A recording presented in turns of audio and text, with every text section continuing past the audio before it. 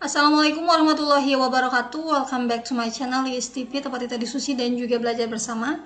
Di video aku kali ini aku mau membahas untuk tagihan di hari yang ke-25 ya, untuk poin 7D, yaitu pembuatan rencana evaluasi. Jadi besok teman-teman di hari yang ke-25 teman-teman akan unggah pembuatan rencana evaluasi di mana terdiri dari 5 poin. Poin yang pertama ini adalah jurnal refleksi, yang kedua lembar observasi, yang ketiga penilaian hasil wawancara, yang keempat hasil survei kepada murid, guru, kepala sekolah, dan juga orang tua, dan yang terakhir yaitu artefak hasil belajar siswa. Jadi aku mau memberikan gambaran seperti apa yang akan teman-teman unggah di esok hari. Tapi sebelumnya buat teman-teman yang belum subscribe, silahkan tekan subscribe terlebih dahulu dan juga nyalakan lonceng notifikasinya. Buat teman-teman yang mau gabung di grup Telegram, silahkan cek di kolom deskripsi aku dan juga di kolom komentar ya. Jadi untuk PPG kategori 1 maupun kategori 2.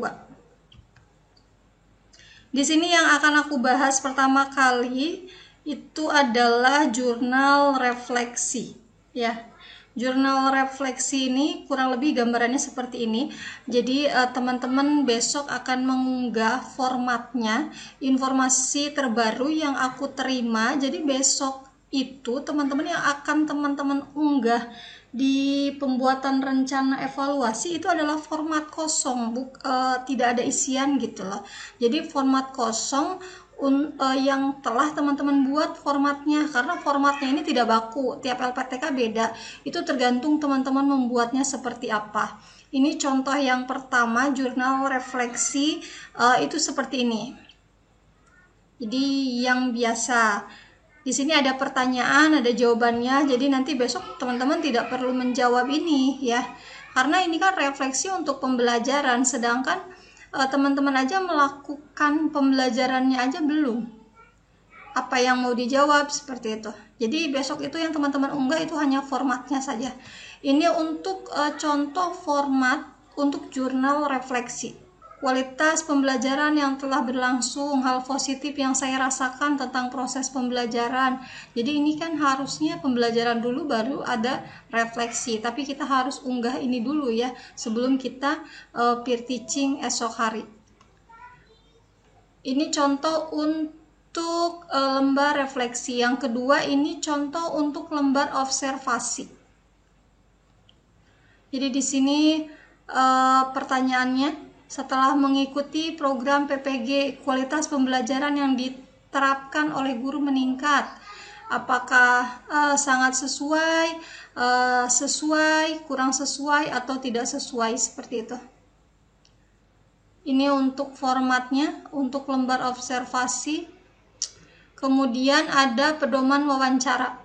Pedoman wawancara ini yang sudah teman-teman buat di LK sebelumnya. Salah satunya di LK 2.1 atau 2.2. Teman-teman ada instrumen wawancara. Itu bisa teman-teman gunakan pertanyaannya di sini. Teman-teman simpan di sini instrumen pertanyaan yang sudah teman-teman buat di LK sebelumnya. Ini contoh dari pedoman wawancara. Kemudian hasil survei ke peserta didik. Ini contohnya untuk lembar pernyataan untuk siswa. Di sini menunjukkan praktik pengembangan diri yang didasari kesadaran dan kemauan pribadi. Bapak Ibu guru selalu memberikan pembelajaran yang berbeda yang membuat kami senang. Nanti kan anak-anak yang akan menilai mana apakah sangat sesuai, mereka akan memilih yang ini gitu ya. Jadi pakai emoticon yang lebih lucu lagi.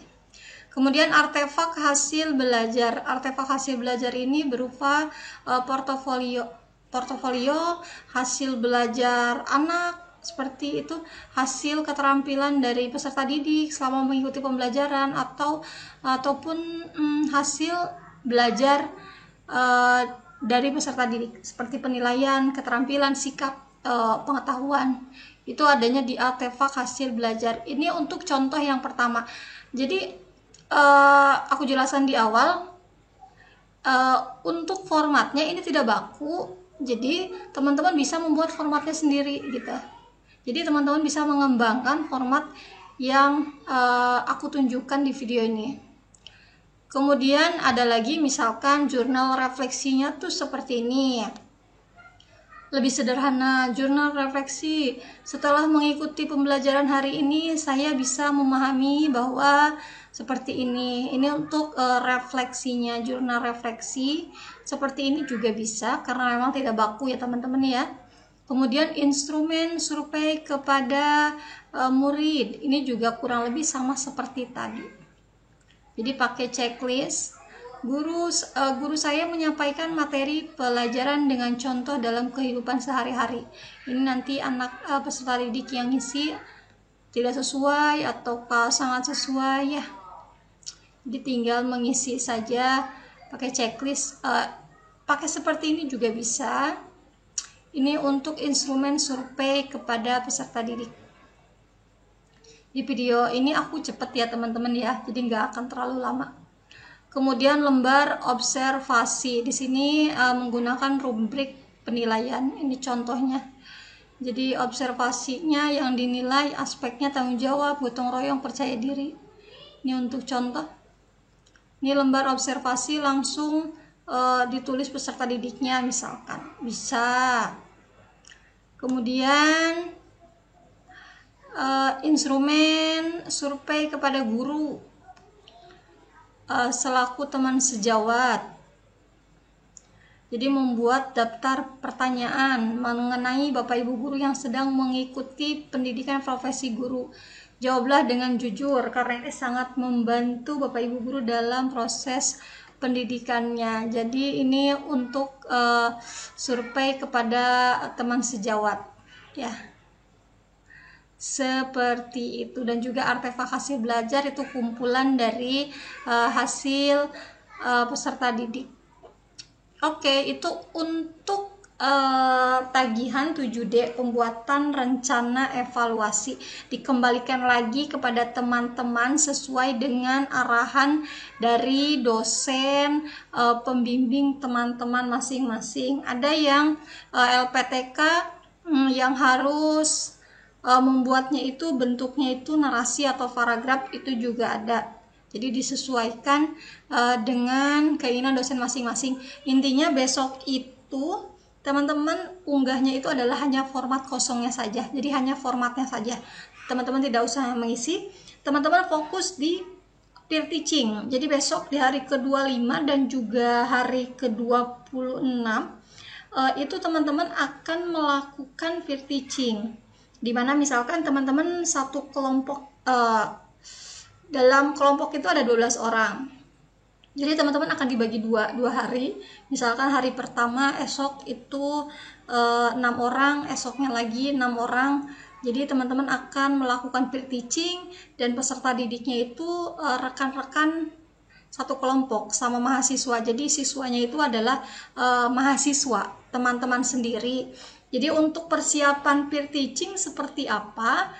Kalau aku ini ya kasih saran, jadi teman-teman sudah mempersiapkan sudah japri ke teman-teman yang lain sebelum teman-teman peer teaching. Teman-teman itu udah melakukan gladi gitu loh ya.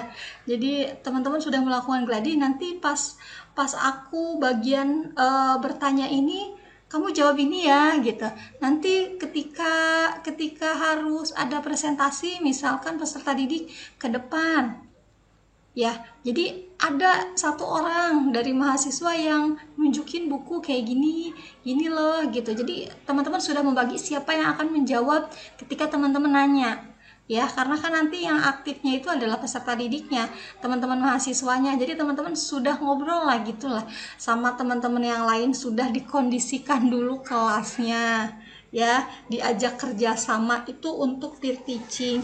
Jangan lupa untuk sintaknya itu harus sesuai dengan rencana aksi yang teman-teman buat. Jadi sintaknya ada. Kemudian apa sih yang akan diunggah gitu lah untuk peer teaching? Jadi teman-teman akan mengunggah link video teman-teman melakukan peer teaching. Ada beberapa LPTK itu sudah menyediakan, jadi dibantu untuk merekamnya itu sudah ada rekaman Zoom dari admin atau dari LPTK yang menyediakan gitu ya. Kebanyakan untuk tahun ini informasi terbaru itu untuk rekaman disediakan dari pihak LPTK. Cuman aku kasih saran buat teman-teman. Jadi teman-teman itu kalau bisa buat rekaman sendiri juga pegangan. Jadi khawatir rekaman Zoom yang dari admin atau dari LPTK itu tidak sesuai dengan yang teman-teman harapkan. Misalkan karena sinyal terputus, akhirnya videonya juga terganggu, atau videonya itu blank, misalkan hitam saja, itu jaga-jaga gitu ya. Jadi teman-teman juga melakukan rekaman layar untuk teman-teman sendiri, untuk pegangan sendiri, jaga-jaga. Dan juga untuk video Virteaching ini nantinya teman-teman unggah di Drive atau di YouTube. Linknya ini yang akan teman-teman unggah di LMS. Linknya. Kalau aku saranin teman-teman unggahnya di YouTube, karena di Drive itu kadang kalau pengaturannya salah tidak bisa dibuka oleh dosen. Jadi lebih baik teman-teman unggahnya itu di YouTube agar bisa dibuka oleh siapa saja. Jadi gampang nilainya gitu teman-teman ya. Dan katanya itu tidak perlu diedit, katanya. Tapi jika memang mau diedit itu lebih bagus lagi. Jadi untuk edit video itu katanya nanti pas PPL baru adanya edit video. Kalau untuk Virteaching tidak perlu diedit. Itu informasi yang aku dapatkan malam ini ya. Jadi untuk bagaimana caranya teman-teman untuk melakukan rekaman layar itu nanti aku buat video di next video setelah video ini ya. Jadi nanti aku mau jelasin aplikasi apa yang bisa teman-teman gunakan untuk merekam layar saat teman-teman melakukan Virteaching. Mungkin itu aja yang bisa aku sampaikan di video kali ini, sedikit tapi semoga bermanfaat buat teman-teman semuanya. Tetap semangat ya. Akhir kata, wassalamualaikum warahmatullahi wabarakatuh. See you di next video.